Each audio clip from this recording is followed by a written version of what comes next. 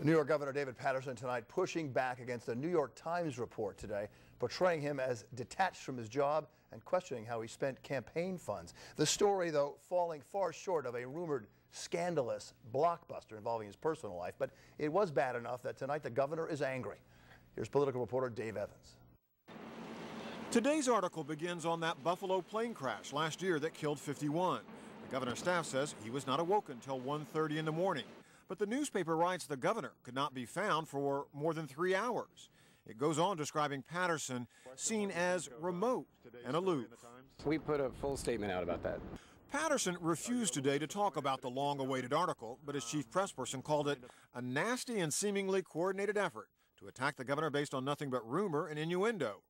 It is not the scandalous expose rumored about for weeks, but insiders call it a scathing, in-depth analysis that makes the governor look like a slacker. It says he has virtually no involvement with those he has running major agencies. And they write he often arrived at his office in Manhattan or Albany after 10 a.m. and departed by 4:30 or 5.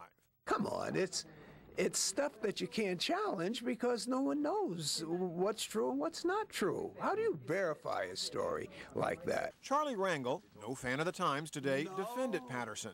But perhaps the most damaging part in today's article is how isolated and alone the governor's become. Well, I thought there was one very telling paragraph in which they disclosed that the governor's people pointed them to some of his supporters, none of whom would go on the record saying anything nice about the governor. That said to me more about the governor's real political position than almost anything else. Well, despite all of his problems and not much money, the governor will launch his campaign tomorrow on Long Island, but he may have trouble drawing a crowd. Most of us expect Attorney General Andrew Cuomo to run eventually, so a lot of Democrats are waiting for him. That may happen in April or perhaps even later.